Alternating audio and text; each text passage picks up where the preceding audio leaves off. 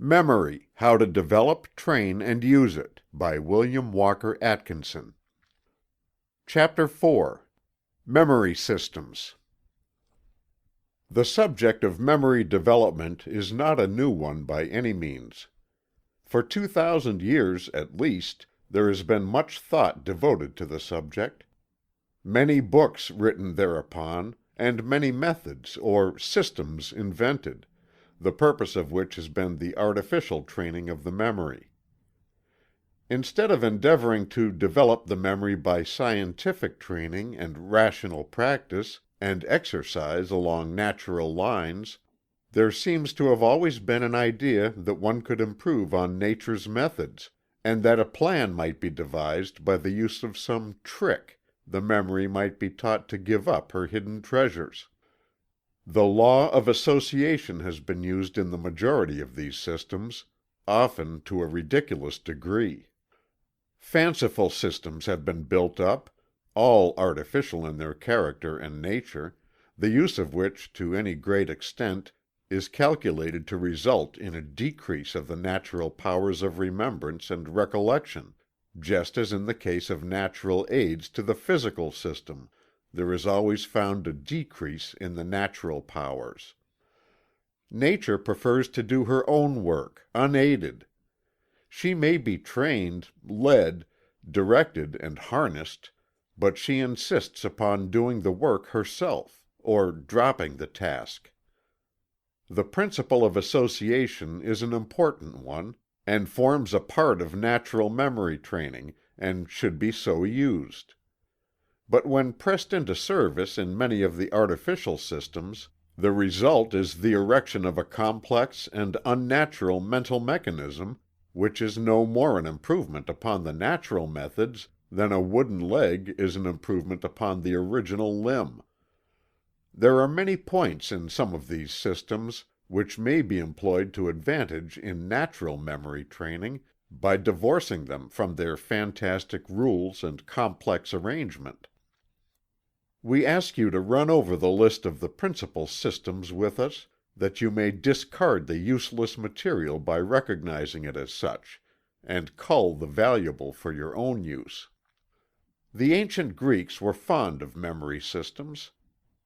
Simonides, the Greek poet who lived about 500 B.C., was one of the early authorities, and his work has influenced nearly all of the many memory systems that have sprung up since that time. There is a romantic story connected with the foundation of his system. It is related that the poet was present at a large banquet attended by some of the principal men of the place. He was called out by a message from home, and left before the close of the meal. Shortly after he left, the ceiling of the banquet hall fell upon the guests, killing all present in the room, and mutilating their bodies so terribly that their friends were unable to recognize them. Simonides, having a well-developed memory for places and position, was able to recall the exact order in which each guest had been seated, and therefore was able to aid in the identification of the remains. This occurrence impressed him so forcibly that he devised a system of memory based upon the idea of position, which attained great popularity in Greece, and the leading writers of the day highly recommended it.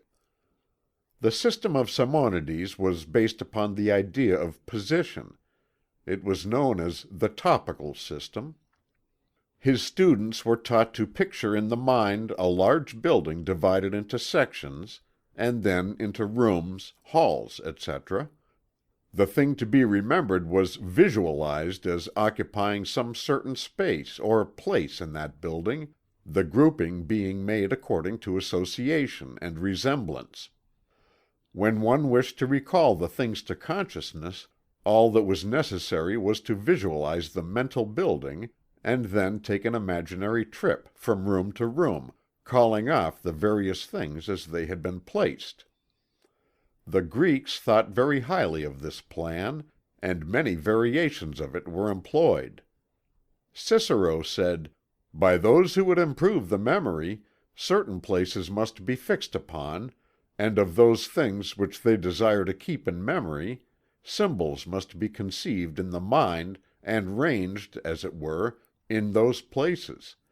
Thus the order of places would preserve the order of things, and the symbols of the things would denote the things themselves, so that we should use the places as waxen tablets and the symbols as letters.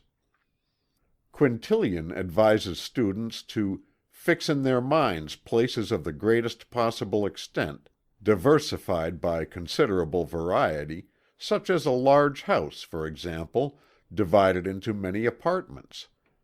Whatever is remarkable in it is carefully impressed on the mind, so that the thought may run over every part of it without hesitation or delay. Places we must have, either fancied or selected, and images or symbols which we may invent at pleasure. These symbols are marks by which we may distinguish the particulars which we have to get by heart. Many modern systems have been erected upon the foundation of Simonides, and in some of which cases students have been charged high prices for the secret. The following outline given by K gives the secret of many a high-priced system of this class. Select a number of rooms, and divide the walls and floor of each, in imagination, into 9 equal parts or squares, 3 in a row. On the front wall, that opposite the entrance, of the first room, are the units. On the right-hand wall the tens. On the left hand the 20s. On the fourth wall the 30s, and on the floor the 40s. Numbers 10, 20, 30, and 40 each find a place on the roof above their respective walls, while 50 occupies the center of the room. One room will thus furnish 50 places, and 10 rooms as many as 500.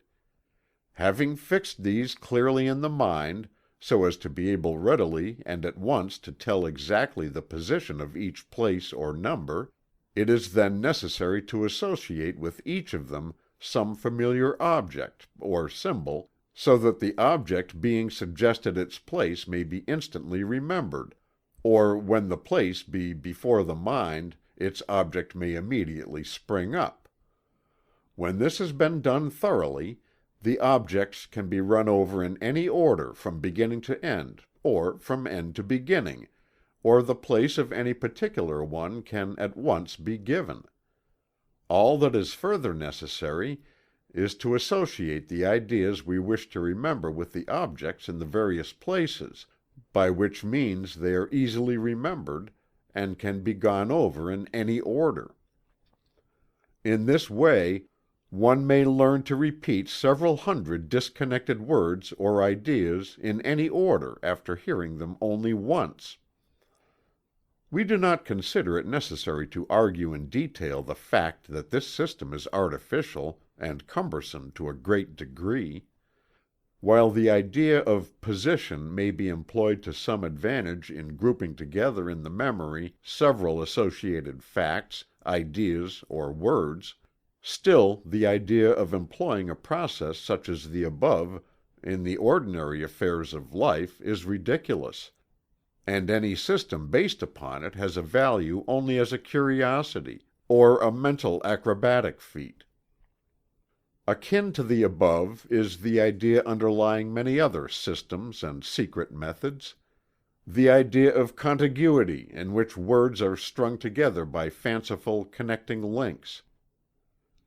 Feinagle describes this underlying idea or principle as follows: "The recollection of them is assisted by associating some idea of relation between the two, and as we find by experience, that whatever is ludicrous is calculated to make a strong impression on the mind, the more ridiculous the association is the better. The systems founded upon this idea may be employed to repeat a long string of disconnected words and similar things, but have but little practical value, notwithstanding the high prices charged for them. They serve merely as curiosities, or methods of performing tricks to amuse one's friends. Dr. Kothe, a German teacher, about the middle of the 19th century, founded this last school of memory training, his ideas serving as the foundation for many teachers of high-priced systems or secret methods since that time. The above description of Feinagle gives the key to the principle employed. The working of the principle is accomplished by the employment of intermediates, or correlatives as they are called. For instance, the word chimney and leaf would be connected as follows: chimney, smoke; wood, tree; leaf. Then there are systems or methods based on the old principle of the figure alphabet, in which one is taught to remember dates by associating them with letters or words. For instance, one of the teachers of this class of systems wished his pupils to remember the year 1480 by the word BIGRAT, the capitals representing the figures in the date. Comment is unnecessary. The student will find that nearly all the systems or secret methods that are being offered for sale in courses, often at a very high price, are merely variations, improvements upon, or combinations of the three forms of artificial methods named above. New changes are constantly being worked on these old plans, new tunes played on the same old instruments, new chimes sounded from the same old bells. And the result is ever the same in these cases: disappointment and disgust. There are a few natural systems on the market, nearly all of which contain information and instructions that make them worth the price at which they are sold. As for the others, well, judge for yourself after purchasing them if you so desire. Regarding these artificial and fanciful systems, Kay says, "All such systems for the improvement of the memory belong to what we have considered the first or lowest form of it. They are for the most part based on light or foolish associations, which have little foundation in nature, and are hence of little practical utility, and they do not tend to improve or strengthen the memory as a whole." Bacon says that these systems are barren and useless, adding, "For immediately to repeat a multitude of names or words once repeated before, I esteem no more than rope dancing, antic postures, and feats of activity, and indeed they are nearly the same things, the one being the abuse of the bodily as the other of the mental powers, and though they may cause admiration, they cannot be highly esteemed." And as another authority has said, "The systems of mnemonics as taught are no better than crutches, useful to those who cannot walk, but impediments and hindrances to those who have the use of their limbs, and who only require to exercise them properly in order to have the full use of them." In this work there shall be no attempt to teach any of these trick systems that the student may perform for the amusement of his friends. Instead, there is only the desire to aid in developing the power to receive impressions, to register them upon the memory, and readily to reproduce them at will, naturally and easily. The lines of natural mental action will be followed throughout. The idea of this work is not to teach how one may perform feats of memory, but instead to instruct in the intelligent and practical use of the memory in the affairs of everyday life and work. End of chapter 4.